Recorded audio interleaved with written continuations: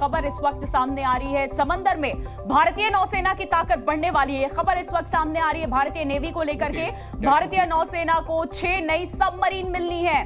तो 6 नई सबमरीन भारतीय नेवी को मिलनी है, नौसेना को मिलनी है। यह खबर इस वक्त सामने आ रही है। और किस तरीके से समंदर की जो पहरेदारी है वो और दुरुस्त होने वाली है। प्रोजेक्ट 75A ने पकड़ी है रफ्तार और AIP वाली सबमरीन जल्द अब मिलेगी भारतीय नौसेना को। ये ज्यादा देर तक पानी के अंदर रह पाती है। इसकी जो खासियत है, जो क्षमता है, वो हम इस वक्त आपको बता रहे हैं। दुनिया की 8वीं सबसे ताकतवर नेवी, जिसने अरब सागर से हिंद महासागर तक नेवी का सुरक्षा चक्र फैला रखा है और जिसकी ताकत हर दिन लगातार बढ़ रही है और इससे पड़ोसी देशों की चिंता बढ़ने वाली है। क्यों और कितनी, ये अब हम आपको विस्तार से बताते हैं। चीन और पाकिस्तान की नींदें उड़ाने के लिए एक ही नाम बहुत है और वो है प्रोजेक्ट 75I, यानी प्रोजेक्ट 75 इंडिया, जिसके तहत भारतीय नौसेना को 6 नई सबमरीन मिलने जा रही है।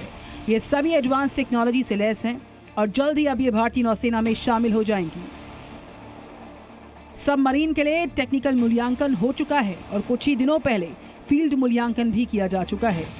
बस अब स्टाफ मूल्यांकन बाकी है और वो भी 2-3 महीने में पूरा हो जाएगा, जिसके बाद ये रिपोर्ट रक्षा मंत्रालय को भेज दी जाएगी। ये सबमरीन इतनी खास क्यों है, आइए विस्तार से आपको बताते हैं।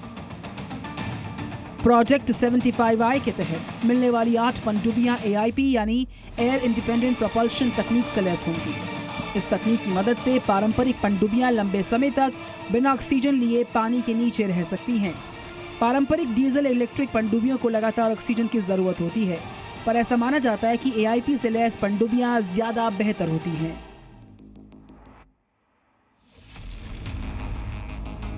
सीधे सीधे कहा जाए तो AIP तकनीक वाली पनडुब्बी ज्यादा समय तक पानी के नीचे छिपी रह सकती है और किसी भी पनडुब्बी के लिए लहरों के नीचे छिपे रहना सुरक्षा की सबसे बड़ी गारंटी है। भारतीय नौसेना खुद के लिए पारंपरिक डीजल अटैक पनडुब्बियां प्रोजेक्ट 75I के तहत खरीदना चाहती है और ये सबमरीन नौसेना के पास मौजूद पनडुब्बियों के मुकाबले साइज में बड़ी और पहले के मुकाबले आधुनिक क्षमताओं वाली होगी।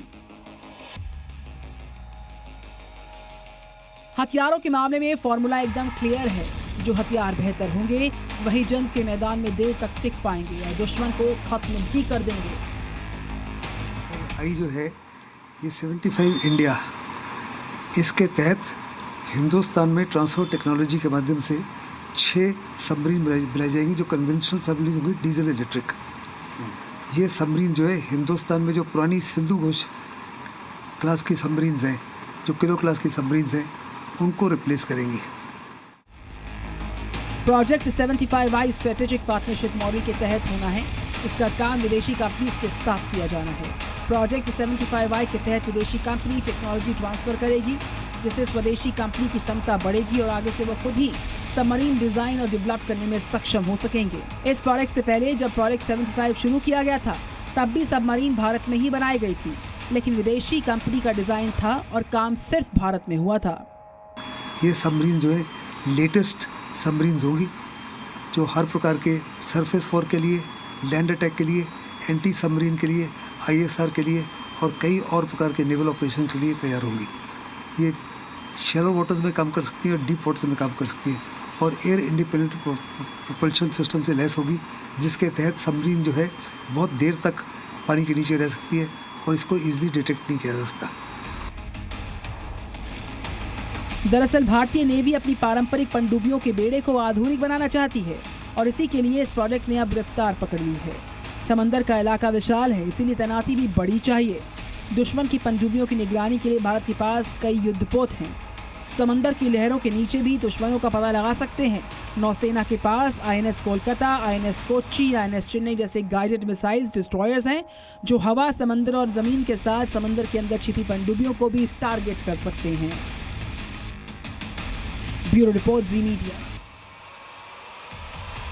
और आइए अब आपको बताते हैं कि भारतीय नौसेना के पास कितनी पनडुब्बियां हैं। दरअसल भारत की समुद्री सीमा लगभग 7,500 किलोमीटर लंबी है। भारत के ठीक सामने हिंद महासागर है, जो दुनिया का तीसरा सबसे बड़ा समंदर है।